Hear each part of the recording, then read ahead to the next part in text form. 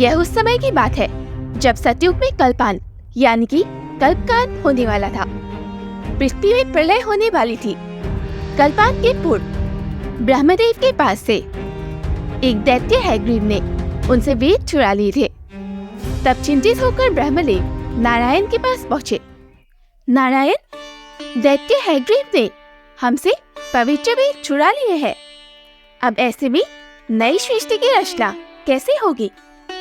वेद के अभाव में पूरे सृष्टि में अज्ञानता और अन्याय फैल जाएगी। नारायण, ब्रह्मदेव, आप चिंतित ना हो, हम इसका अवश्य ही कोई उपाय करेंगे। वेद के अभाव में चारों ओर अज्ञानता, पाप और अधर्म फैल गया था। ज्ञान और धर्म के बिना लोगों की बुद्धि भ्रष्ट हो चुकी थी और सभी पाप और अधर्म में लिप्त थे। देवी लक्ष्मी, कल्प का अंत निकट है। हमारे प्रथम अवतार धारण करने का समय आ चुका है। और तब भगवान विष्णु ने मत्स्य अवतार धारण करके उस दैत्य का वध और वेदों की रक्षा का संकल्प लिया। उस समय भारत के द्रविड़ देश में एक पुण्यात्मा राजा सत्यव्रत था जो तप कर रहा था। राजा सत्यव्रत बड़ा ही उदार हृदय और धार्मिक था। एक दिन वह हमेशा की तरह तप कर रहा था। प्रभात का समय था, सूर्योदय हो चुका था। सत्यव्रत कृतमाला नदी में स्नान कर रहा था। परंतु जब उस समय राजा सत्यव्रत ने तर्पण के लिए अपनी अंजलि में जल लिया, तब उसके अंजलि में जल के साथ एक छोटी सी मछली भी आ गई। परंतु जैसे ही उन्होंने उस मछली को नदी के जल में छोड़ना चाहा, तब एक बड़ा ही आश्चर्य हुआ। वह मछली बोलने लगी। राजा सत्यव्रत आश्चर्यचकित हो गया। राजन, मुझ पर कृपा कीजिए। यदि आप मुझे पुनः इस जल में छोड़ देंगे तो इस नदी के बड़े मछली तथा जीव मुझे मारकर खा जाएंगे। कृपा करके मेरे प्राणों की रक्षा कीजिए राजन। उस छोटी सी मछली की बातें सुन राजा सत्यव्रत के हृदय में दया उत्पन्न हुई। ठीक है, मैं तुम्हें पुनः इस नदी के जल में नहीं डालूंगा। और राजा सत्यव्रत ने उस छोटी सी मछली को जल से भरे हुए अपने कमंडल में डाल लिया और अपने साथ महल ले आए। परंतु उसी रात, राजन, राजन, मुझे इस कमंडल में बहुत पीड़ा हो रही है। राजन, मुझे यहाँ से बाहर निकालिए। राजन। राजा सत्यव्रत ने देखा कि एक ही रात में उस छोटी सी मछली का शरीर इतना बढ़ गया था कि उनका कमंडल उसके रहने के लिए छोटा पड़ने लगा। फिर राजा ने उसे एक बड़े पात्र में रख दिया। परंतु फिर, राजन, राजन, रक्षा कीजिए। आश्चर्य। और इस तरह राजा सत्यव्रत उस मछली को जिस भी पात्र में रखता वह उसके लिए छोटा पड़ जाता, क्योंकि इस मछली का आकार हर बार बढ़ जाता। और अब जब राजा सत्यव्रत के महल में सभी पात्र और साधन उस मछली के लिए छोटे पड़ गए, तब उन्होंने उस मछली को एक सरोवर में डाल दिया।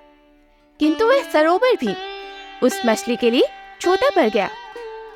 और तब उन्होंने उस मछली को एक नदी में डाल दिया। परंतु वह नदी भी उस मछली के लिए छोटा पड़ गया। आश्चर्य!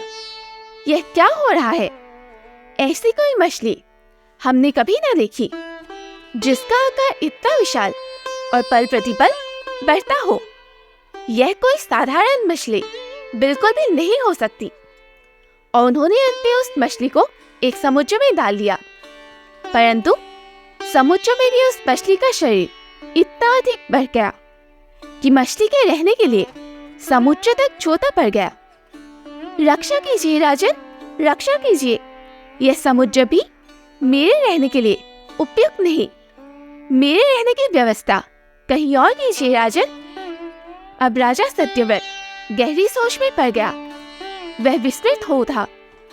उन्होंने विस्मय भरे स्वर में बोला, मेरी बुद्धि को विस्मय के सागर में डुबो देने वाले आप कौन है? जिस गति से आपका शरीर बढ़ता है, ऐसा कोई साधारण मछली कदापि नहीं हो सकता। आप जरूर कोई देवता या परमात्मा ही हो सकते हैं। यदि यह बात सत्य है तो कृपा करके बताइए कि आप कौन हैं और आपने यह मत्स्य रूप किस उद्देश्य से धारण किया है। तब उस मत्स्य ने अपना असली रूप धारण किया। असल में वह भगवान विष्णु थे। राजन, एक दैत्य हैग्रीव ने ब्रह्मदेव से वेदों को चुरा लिया है, जिस कारण जगत में चारों ओर अज्ञान, अधर्म और पाप का अंधकार फैला हुआ है। मैंने दैत्य हैग्रीव का वध करने तथा वेदों की रक्षा के लिए यह मत्स्य रूप धारण किया है। और राजन, आज से 7 दिन पश्चात कल्प का अंत होगा। पूरी पृथ्वी जल में डूब जाएगी। जल के अतिरिक्त कहीं कुछ भी दृष्टिगोचर नहीं होगा। कोई भी जीव नहीं बचेगा। परंतु राजन, हम आपको नए कल्प की रचना का एक बड़ा कार्यभार सौंपते हैं। आपको एक विशाल नाव तैयार करना होगा, जिसमें आपको सब ऋषि और सभी जीवों, अनाजों, औषधियों और वनस्पतियों के बीजों को एकत्रित कर उस नाव में सवार करना होगा। तब जब चारों तरफ जल होगा, मैं उसी समय अपने मत्स्य रूप में आऊंगा और आप सबको सुरक्षित स्थान पर ले जाऊंगा और आपको ब्रह्म ज्ञान प्रदान करूंगा। राजा सत्यव्रत ने अपने कर्तव्य का बड़े निष्ठा से पालन किया। वह एक विशाल नाव बनाने लगे और सभी को एकत्रित करने लगे। उसी दिन से राजा सत्यव्रत श्री हरि का स्मरण करने लगे और प्रलय की प्रतीक्षा करने लगे। 7वें दिन जब कल्पांत शुरू हुआ, जल उमड़कर अपनी सीमा से बाहर बहने लगे। भयानक दृश्य, अंधकार, चारों तरफ हाहाकार मच गई और थोड़ी ही देर में सब जलमग्न हो गया। पूरी पृथ्वी जल में समा गई और सभी जीव उसमें डूबकर नष्ट हो गए। तब नारायण के कथन अनुसार वह मत्स्य रूप में प्रकट हुए। तब सब ऋषिगण और राजा सत्यव्रत उनसे प्रार्थना करने लगे, हे प्रभु, आप ही सृष्टि के आदि है, आप ही पालनहार है तथा आप ही रक्षक है। दया करके हमें अपनी शरण में लीजिए, हमारी रक्षा कीजिए प्रभु। और तब भगवान मत्स्य उस नाव को खींचकर ले जाने लगे, जहाँ राजा सत्यव्रत सप्तऋषियों के साथ सभी बीजों को लेकर सवार थे। अब वह नाव प्रलय के सागर में तैरने लगी। प्रलय के समय उस नाव के अतिरिक्त कहीं भी कुछ और दिखाई नहीं दे रहा था। राजा सत्यव्रत तथा सप्तऋषियों की प्रार्थना पर मत्स्य रूपी भगवान विष्णु अति प्रसन्न हुए थे। उन्होंने अपने वचन के अनुसार राजा सत्यव्रत को आत्मज्ञान दिया और बताया, सभी प्राणियों में मैं ही निवास करता हूँ। सभी जीव मेरे ही अंश है। इसलिए सभी प्राणी, मनुष्य हो या कोई अन्य जीव, सभी एक समान है। यह जगत नश्वर है, इसलिए इसका निश्चित है। नश्वर जगत में मेरे अतिरिक्त कहीं कुछ भी और नहीं है। जो प्राणी मुझे सब में देखता हुआ अपना जीवन व्यतीत करता है, वह अंत में मुझ में ही मिल जाता है। मत्स्य रूपी भगवान विष्णु से आत्मज्ञान पाकर राजा सत्यव्रत का जीवन धन्य हो गया।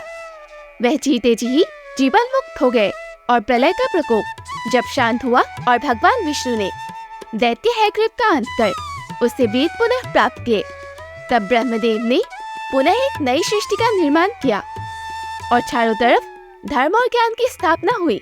दोस्तों, चैत्र मास के शुक्ल पक्ष की तृतीया को भगवान विष्णु ने मत्स्य अवतार धारण किया था, जिस कारण उस दिन को मत्स्य जन्मोत्सव या मत्स्य जयंती के रूप में मनाया जाता है।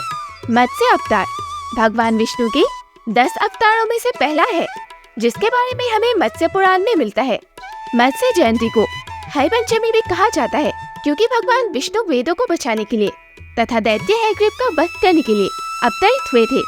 तो यह थी भगवान श्री हरि विष्णु के प्रथम अवतार भगवान मत्स्य की कथा। अगर कहानी पसंद आई तो वीडियो को लाइक और शेयर जरूर करें, और अगर आपको ऐसे ही धार्मिक और पौराणिक कथाएं पसंद है तो काशीवास क्रिएशंस को जरूर सब्सक्राइब करें। हर हर महादेव।